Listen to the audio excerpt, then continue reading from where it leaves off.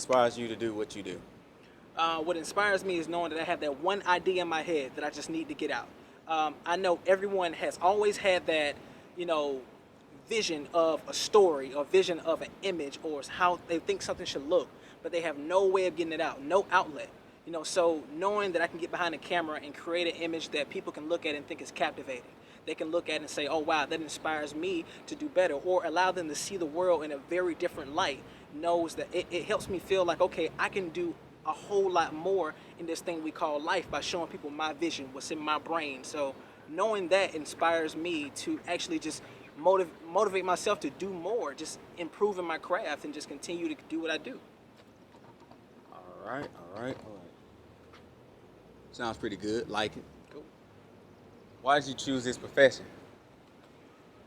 I chose this profession because I walk around day to day and I see life in a lens.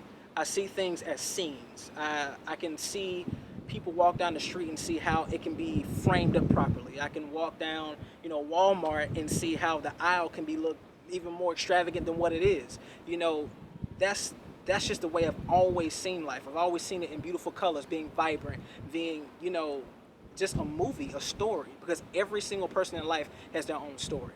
And if I can find a way to bring that out of people and show people how what it's in my head and how your life relates to someone else's, then why not? Why not come up with stories and be the best storyteller that I can? So that's why I chose this profession. All right, cool, cool. I like that. I like that. What are some of your inspirations? I think my biggest inspiration is basically my love for photography. I started off wanting to be a cartoonist originally, and then I started to pick up graphic design. And then after a while, I was given a camera, and given that camera, I didn't know what to do. I didn't know it was something I could turn into a profession at the time. So I started snapping images. I started just going in and telling people like, hey, I can take this for you and make it look nice. And after a while, people was like, wow, I really love your eye. I really love what you're doing. And so I started watching other photographers. I started learning from, different imagery on television, different cartoons, different sketches, this everything, just to see, okay, how can I make an image look better?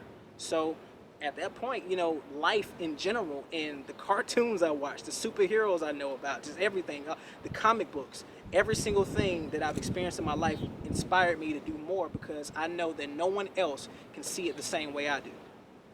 All right, cool, cool, cool. Who are some of your biggest influencers? Okay. I would say one of my biggest influences is probably someone who is very controversial, and I'm not gonna say controversial, but people don't normally like him, and that's M. Night Shyamalan. Now, he has had some movies that haven't sat well with people because they just didn't like the way it was filmed or they didn't like the story, but what I like about it most is that it's always an ending that you never expect. It's always framed up nice. It's always a story that you can actually wrap yourself into and then be completely just bombarded at the end with a completely new twist. So that's one of the people I actually really look up to because I really love what they're doing. You got anything else to add to that, man? Let me see. What else can I add to that? Come on, tell them about the projects you're working on right now. Oh man. That is, if it's not big secrets. Oh, some of them is like a little confidential, but Okay. nah. Okay, one thing I can say is that you know going around in life and seeing creators and people that have things they want to get out, have dreams they want to do. A lot of people become stagnant all the time. And I try to tell people like the hardest part is always just starting. Especially as a creator because you can sit back and bash your head against the computer all day. And at the end, you're like, well, what am I doing? Is this really going to make it? Is this really going to happen? You're the only thing holding yourself back no matter what. You are the problem. And you can easily fix it. All you have to do is just start, make a difference, put your vision out, let people see it. That's all you have to do. And once that starts to happen, before you know it, more traction builds up, more momentum builds up. I always use the phrase creative momentum because once you stop, that's when you start to get old. That's when you start losing it, when you stop doing what you love to do. As long as you can keep going, as long as you can keep running up that hill, you'll eventually make it. And so if I could say anything to people is just go out and just do stuff, man. Go out and make something happen. Don't be afraid because everybody's afraid.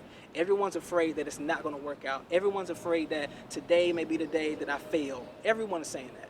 But you have to be that person that stands out and say, you know what, I'm going to do something different and say that I can do this. I can make it, and I am going to make a difference. All right, all right. Hey, now you know you got to tell them about the website. Oh man, yeah, you gotta check out my website, LondonMahogany.com. I'm also a brand now, no longer just a man.